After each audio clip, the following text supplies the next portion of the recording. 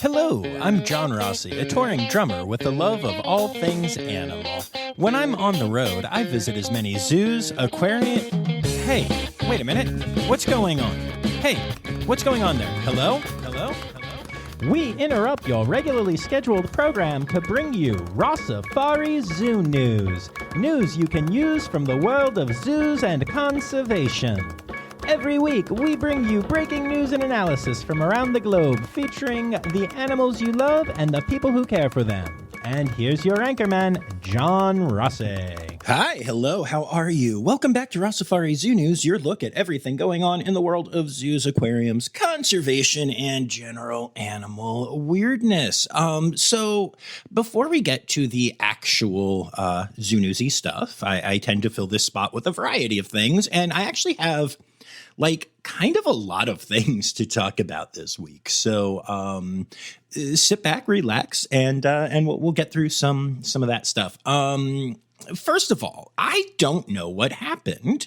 I think something happened with my Notes app the last few weeks, or maybe I just suck. I don't know. But at least 4 people, maybe 5 now, it's been a couple of weeks, who are all regular contributors to the podcast, send me a lot of zoo news stuff, have all reached out to say that I haven't been saying their names at the end of the episode. And I'm not going to lie, when I get to that name list, I keep the list, but I'm pretty fried from doing the episode. So I'm not catching if I miss somebody. And so I don't know if I messed something up or the list didn't carry over properly between devices or what.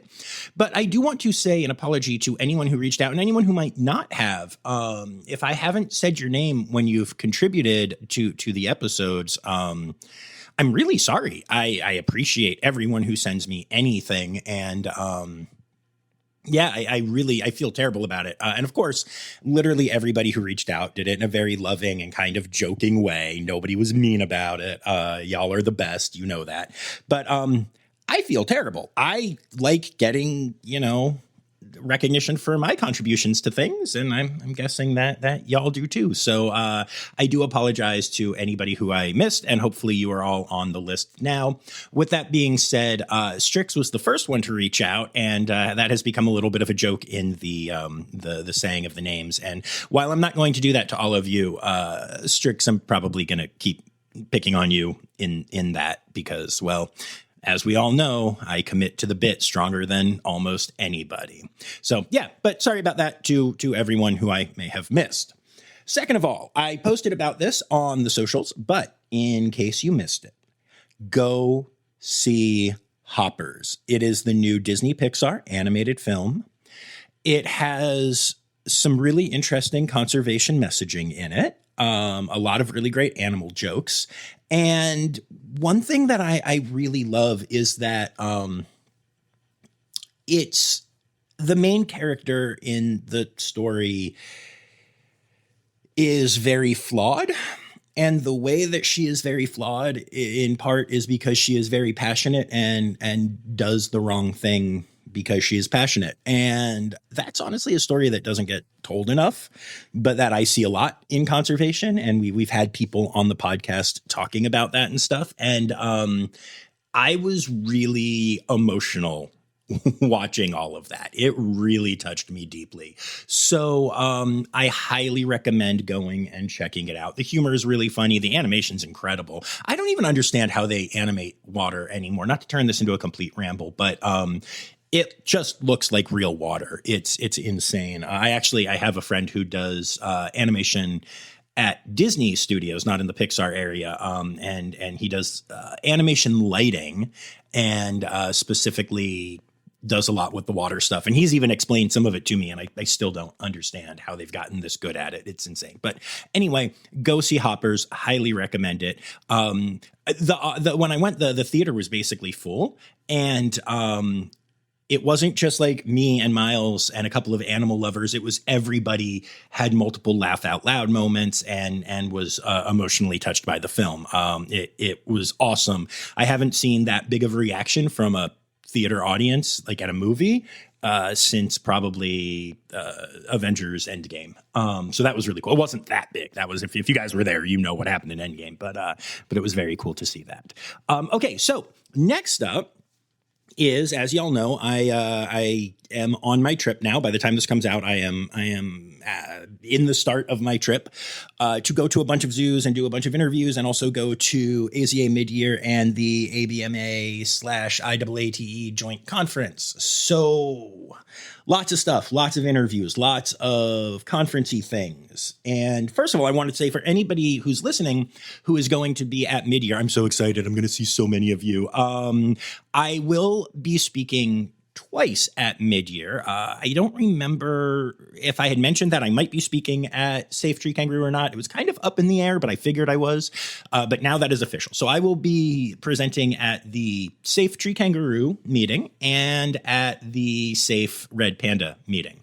We're actually also doing a Safe Partner update, a Zoom today, which I'm really excited about. I guess it's a Teams meeting, whatever. Anyway, I'm recording this very early, this intro part. I'm recording on Tuesday before I head out for my adventure, and I'm about an hour away from getting to give a presentation to a bunch of our institutional partners for Safe Red Panda. So I'm really excited about that. And I still kind of can't believe that Rossifari has led me here and to all of this. It's very exciting. So yeah. But so if you're at the conference, come see me, reach out, let me know you're there. We'll meet up. It'll be fun. Yeah. And then, I guess the last thing that I wanted to say in this section, and that I kind of needed to address, is just that with this trip, I have no idea what's going to happen the next couple of weeks with the podcast. I will, do my best to get out normal episodes and Zoo News episodes, but Zoo News might be short, or I might make one of my recap episodes the Zoo News for the week instead of the interview episode like I normally do. I don't know. It used to be that I would go to these conferences and I'd stay there till like 5, and then I would just be in my hotel room all night because I didn't know people and didn't have things and whatever. But as I've become more integrated in the AZA world, and also just had a lot more friends at these places, my days often go from like 7 a.m. until like midnight. So I will do my best, but don't be surprised. There will be something. You will have something to listen to, but don't be surprised if the next couple weeks are shorter episodes or a little bit of a tweak from what we're used to. But y'all, I'm not going to spoil it all right now, but the interviews that I have lined up are so good. So good, just so good. And I think it's, let's see, 1, 2, 3, 4, 5, 6. I've already got at least 7 confirmed, with more potential than that we're still finalizing details on. So anyway, that is the exciting news. That is everything that is coming up. Coming up? I just said coming up. I'm very good at what I do. But yes, this is Rossifari Zoo News, and we are going to now get to, the Zoo News.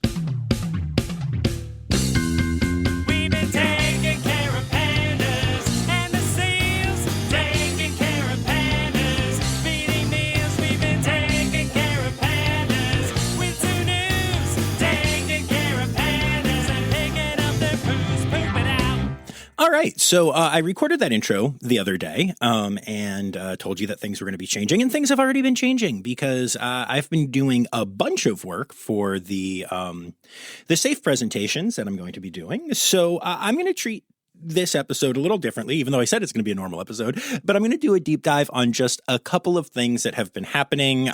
For those of you that like the deep dive episodes, congratulations, you're getting one. And for those of you who don't, I am sticking my tongue out at you right now. No, but just a few things that I want to talk about. And actually, the first one of them is something that has been a tradition to discuss on this podcast since it started. And I kind of have had an evolving take on it over the years, so I wanted to not only share it with you, but I wanted to share kind of how I'm thinking about it now with you. And what I am talking about is that, yet again, USA Today has come out with their list of the top 10 zoos in the United States. And there are some other lists as well, including exhibits and stuff like that. But the main one, the big exciting one, is the top 10 zoos. And if you've been listening for a while, you know that my take on this has always been pretty negative because it is entirely based on voting. And some zoos really encourage their followers to vote. And some zoos don't give a care. And because of that, you get a weirdly imbalanced list every single year. And so my initial take on this was that it was just a stupid exercise in getting clicks and that it didn't matter and that I would run through the list really quick, but ultimately tell you all to not care about it because really, who cares, right? It's just who can get the most clicks. But as I've become more involved in the social media side of the zoological world, and as I've worked more with the teams at various zoos, the PR teams or whatever their title may be, I have come to understand that while all of these are just, a way for USA Today to get a bunch of clicks and good on them for doing it, the zoos that do participate in this actually take a lot of pride in the fact that their fans are willing to vote for them. And when I say participate, I'm not just talking about the ones that are nominated, because again, there are plenty of zoos that are nominated that don't interact with this at all or barely do. They might put up one or two posts, while there are other zoos that ask for votes almost daily and encourage their fan base to vote and get them excited and then use that to connect with them more and to help those people feel a sense of ownership of the accomplishment if they do make it into the top 10. So yeah, surprisingly, my take on this has evolved, and I've gone from thinking it is kind of silly to thinking it's really cool for the zoos that are able to use it as a tool to reach their fans. And that's very different than saying that I think it is a good list of the top 10 zoos in the country. It's not. One thing, and the big thing that I always like to point out, is that the San Diego Zoo, they usually put up one or two posts asking people to vote, but they don't really care. And I need to look at the list again here. I'm talking off the cuff right now, but I'm pretty sure they didn't even make the top 10. And that's just criminally offensive. The San Diego Zoo absolutely deserves to be in the top 10, but they're not because they didn't really try to get people to vote for them. But for the zoos that are in the top 10, it does mean something. It means that you're connecting with your audience, you're building, you're asking them to help. And I kind of think that's actually a beautiful thing. So I'm going to take a tour through the top 10 list with y'all and give some thoughts as we go.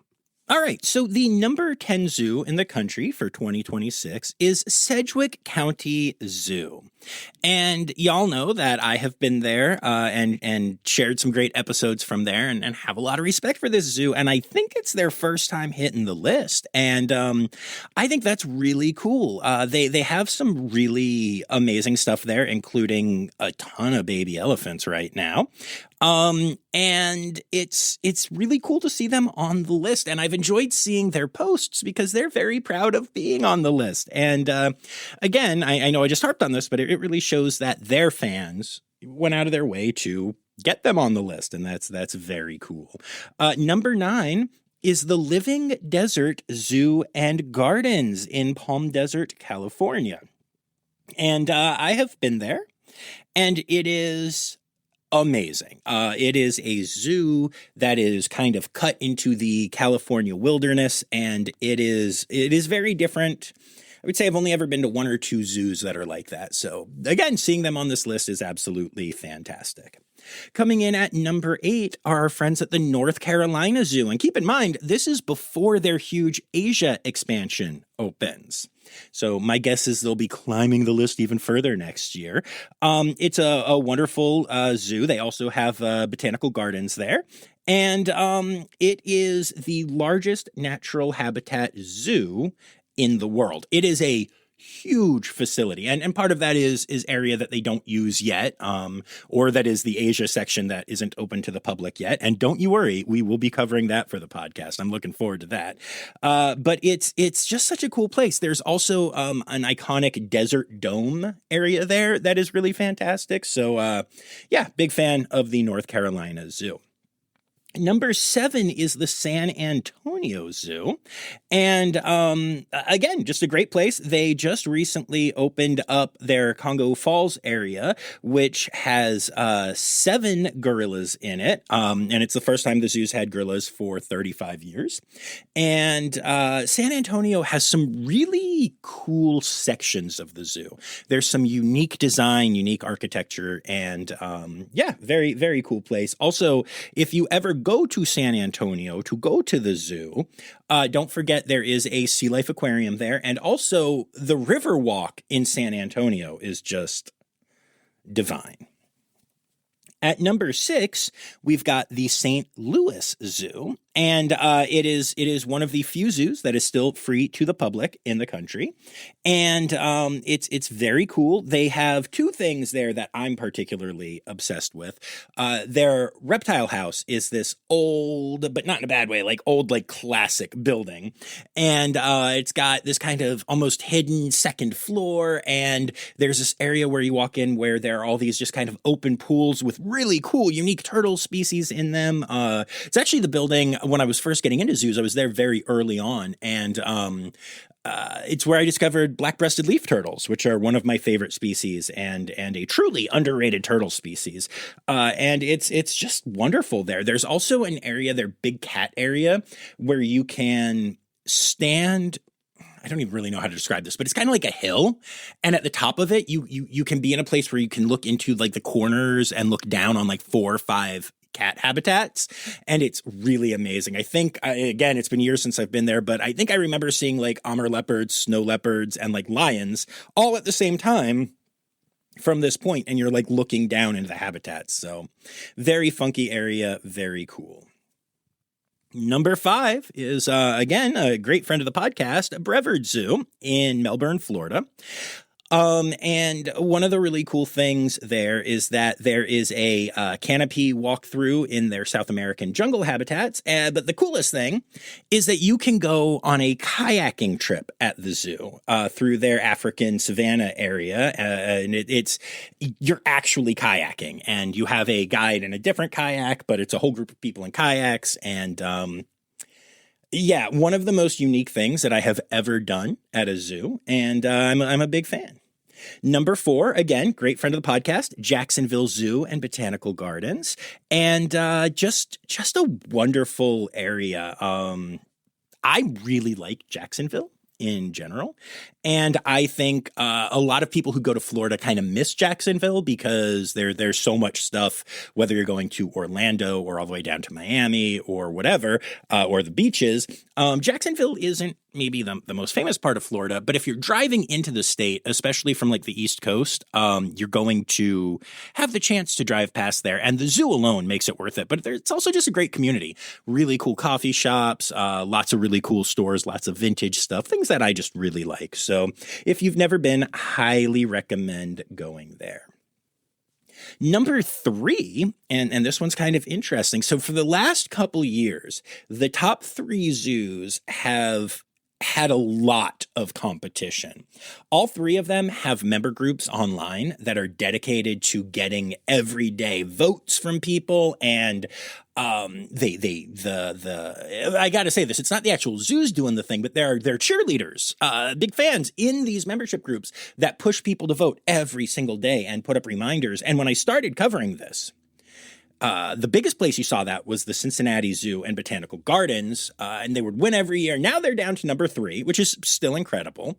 But it is interesting to see how these 3 every year kind of play out at the top and how much they're able to engage with their fans.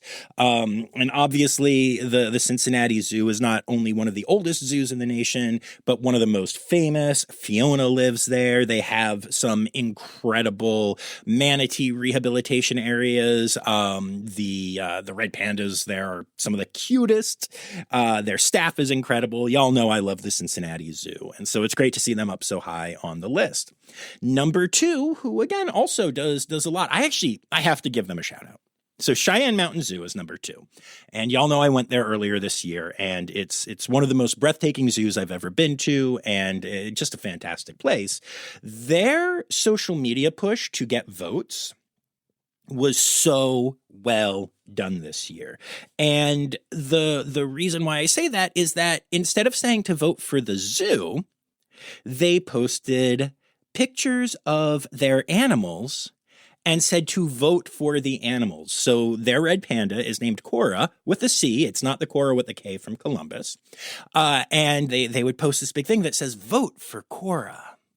And vote for Sam, the tree kangaroo. And it was just such a great way. And I talked at the beginning about how you can use this to connect people to your facility.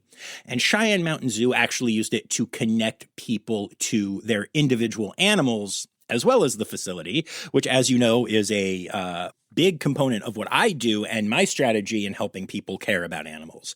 So I loved seeing that campaign. Mad props to the team at Cheyenne Mountain Zoo, and congrats on making it to number 2. And then number 1 is Omaha's Henry Dorley Zoo and Aquarium. And this is a facility that absolutely deserves all of the props. It is huge. It has one-of-a-kind experiences. There are multiple domes that you can go in when the weather is bad, and they are unlike anything I've seen at another facility. I am absolutely obsessed with Henry Dorley. So, very cool. Congrats to them. And again, it's just so amazing to see that so many fans continued to vote day after day. This is open for a long time, and to give them the number 1 spot again. So congrats to Omaha's Henry Dorley Zoo and Aquarium. With that said, again, do I think this is a perfect list? Absolutely not. The San Diego Zoo is not on there. The Columbus Zoo is not on there. The Bronx Zoo is not on there. Right away, those are 3 of my favorites. When people ask me the best zoos to go to in the United States, I always say those 3 along with Henry Dorley and Cincinnati, with which, they are on the list. So it has its issues. But also, zoos don't change that much year to year. So I guess if the list was just static, it wouldn't work for USA Today very well. So there will always be a little cynicism from me in looking at these lists, but I do have to say that overall, I think it's pretty darn cool to see these zoos getting the props for this. And then just going quickly through some of the other lists that just came out that are also there and also important. One of them that I like is the 10 best zoo memberships. And coming in at number 10 is the Oklahoma City Zoo. Number 9 is the Louisville Zoo. Number 8 is San Antonio. Number 7 is Living Desert. Number 6 is the St. Louis Zoo. Number 5 is North Carolina. 4 is Brevard. 3 is Cincinnati. 2 is Cheyenne Mountain. And 1 is Henry Dorley. So a lot of those are the same exact zoos in the top 10 because obviously you've got the same people voting, in these different categories. But then that makes it so cool when you see something like the fact that the Louisville Zoo made it on there, right? So that's pretty cool. Then there's also a 10 best safari parks category. Number 10 is Out of Africa Wildlife Park and Sanctuary in Camp Verde, Arizona. Number 9 is Catoctin Wildlife Preserve in Thurmont, Maryland. I actually grew up going to that zoo a bunch, and it's, I think of it as more of a zoo than a wildlife park, but I also haven't been there in many years, so I'll let it slide. Number 8 is the North Georgia Wildlife and Safari Park in Cleveland, Georgia. Number 7 is the Bryan Preserve in Point Arena, California. Number 6 is Bearizona Wildlife Park in Williams, Arizona. Number 5 is Safari West in Santa Rosa, California. Number 4 is Keystone Safari in Grove City, Pennsylvania. Number 3 is The Wilds in Cumberland, Ohio, which is, of course, the safari park that is run by the Columbus Zoo. Number 2 is the Turpentine Creek Wildlife Refuge in Eureka Springs, Arkansas. And number 1 is the Lee G. Simmons Wildlife Safari Park in Ashland, Nebraska. They also cover the 10 best zoo exhibits, and at number 10 is the David A. Stratz Jr. Manatee Critical Care Center at Zoo Tampa. Number 9 is the Flamingo Mingle at the San Antonio Zoo. Number 8 is the Toyota Elephant Passage at Denver Zoo Conservation Alliance. Number 7 is the Reed Family Elephants of the Zambezi River Valley at Sedgwick County Zoo. Number 6 is the Primate Expedition Cruise at Naples Zoo and Caribbean Gardens. And don't forget, we did a whole episode on that.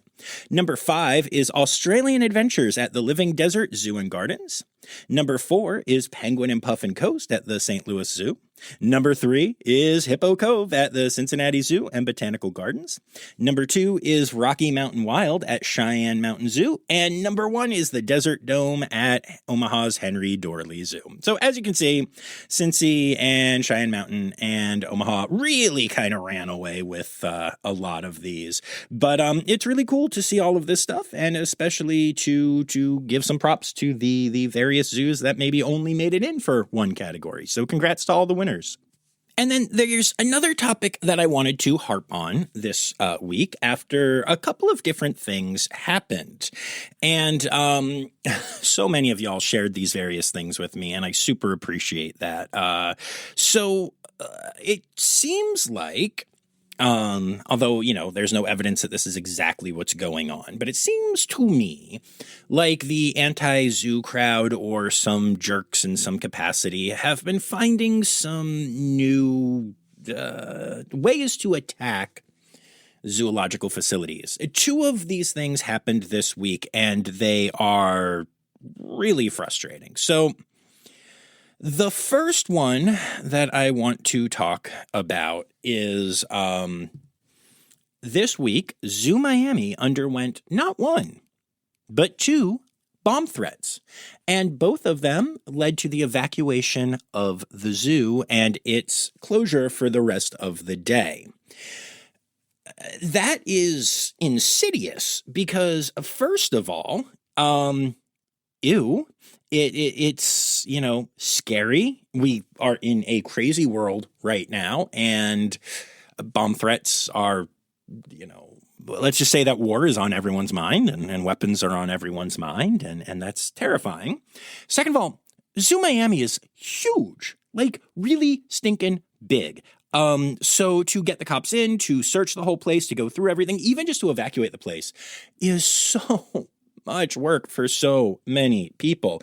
And it has to be terrifying. It has to be terrifying for the guests and staff that leave. It has to be impossible for the staff that have to leave to not know if their animals are going to get blown up, all of that stuff. So this has now led to Zoo Miami instigating new, stricter security procedures and screenings when you go into the zoo. And that honestly sucks for everyone. They'll do it, and you do the thing.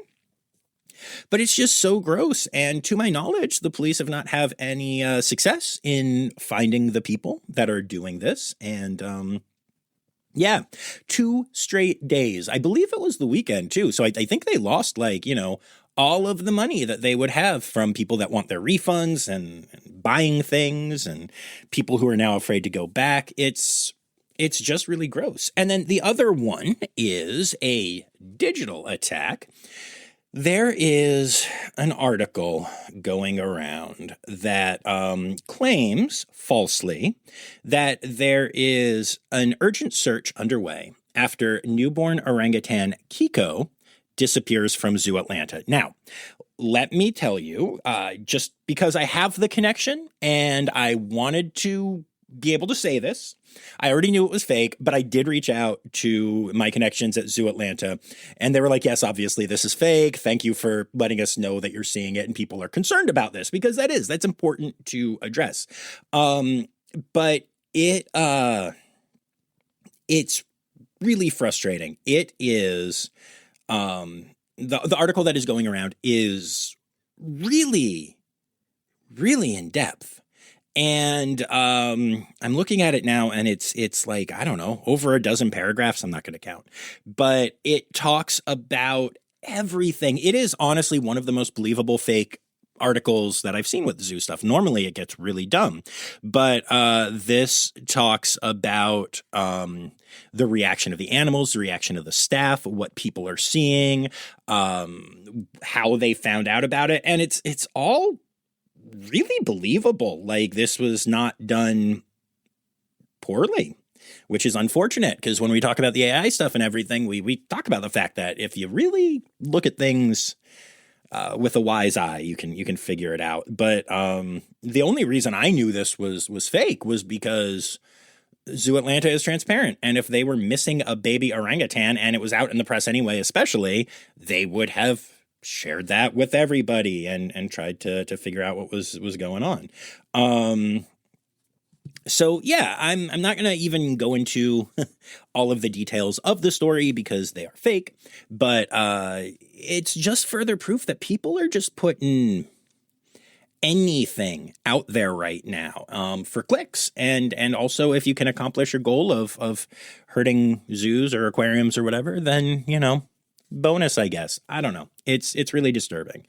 But this is yet again your reminder to just make sure you're looking at everything with a critical eye. That actually reminds me of something else that I've seen a lot of lately, which is there are these AI-generated images of animals, really exotic animals, in weird situations and acting like they really happened. So I don't know if it's just my algorithm or what, but I have seen a red panda that was found, again, I'm air quoting all of this, it's all fake, but hanging from a chandelier at a dinner party, a binturong, which was laying across a checkout lane at a grocery store. There was a tree kangaroo one. I can't for the life of me even remember what stupid thing it said. But it's actually funny. The ones I have seen are animals that I'm heavily invested in. And, it's terrible. And it's obviously AI images, although I got to tell you, they're looking better than one might hope or expect. And, yeah, I just don't quite know what to do about that other than to tell you all to keep your eyes open.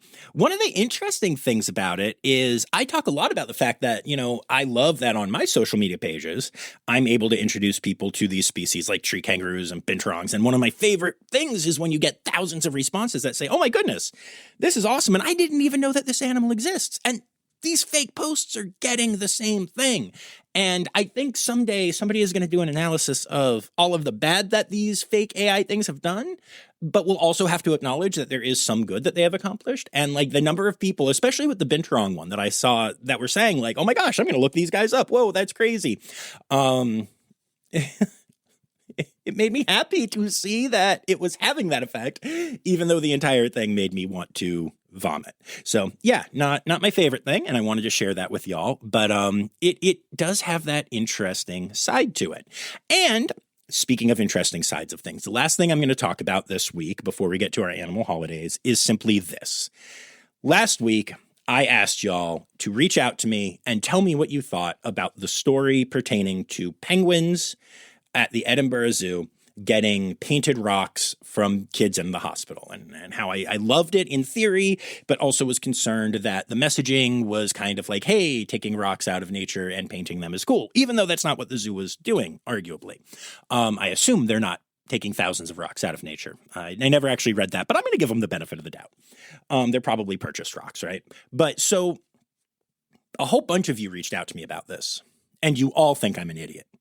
Okay, not really. You're all very kind. But every one of you that I spoke to about this definitely came from the perspective that I was overthinking it, and that most people will not draw the comparison between kids in a hospital painting on rocks that were purchased and given to zoo animals with, oh, I should go into the forest and steal rocks and paint them and all of the other things. So not one of you thought my concern was valid. And that is totally fine. I appreciate everyone who reached out. It actually made me feel better about it because I did. I wondered if I was overthinking it. And apparently y'all think so. So I am okay with that.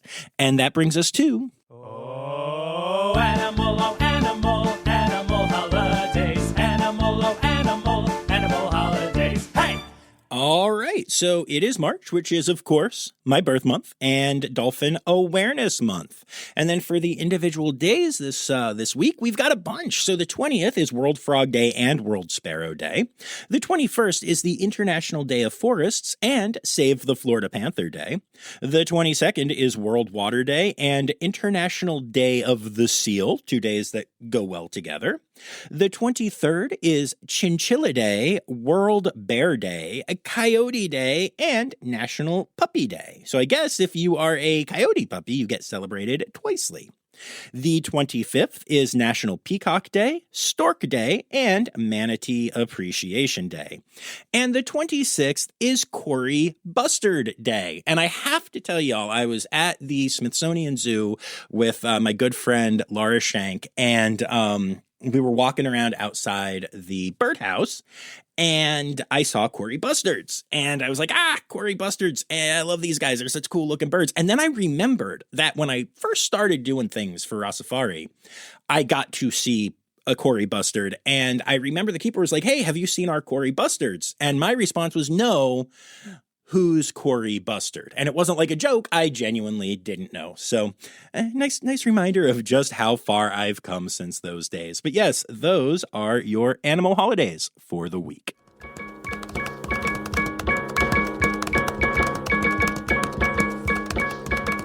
All right, so there you have it, folks. I have a lot of really fun stories that I'm sure we'll get to eventually. But like I said, we'll see what the next couple weeks hold for zoo news and all that other stuff.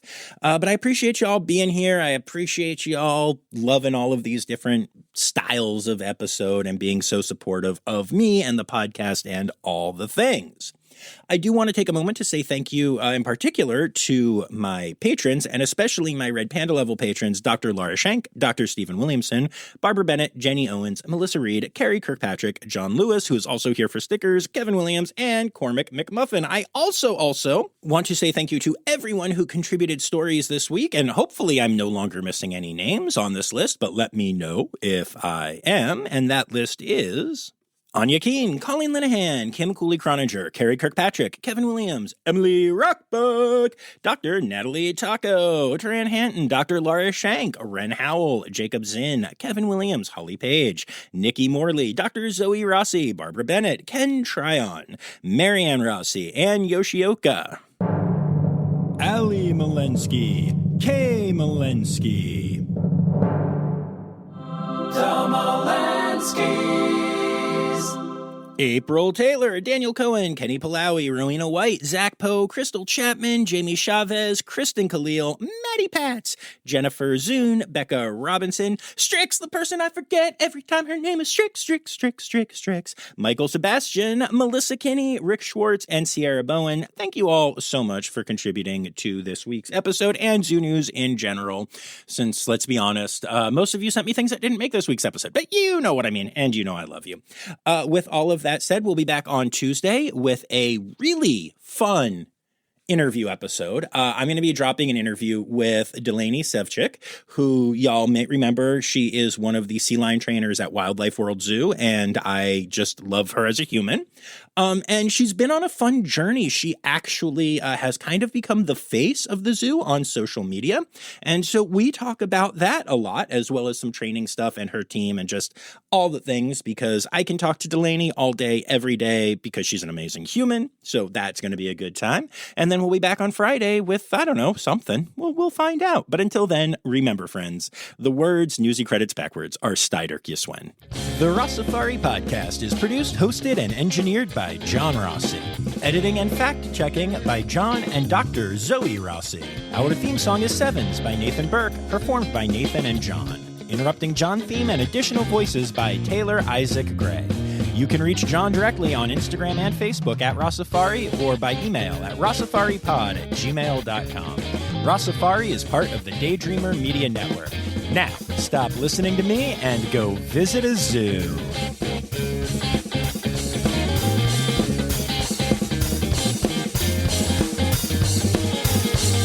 And number 10 is Oklahoma.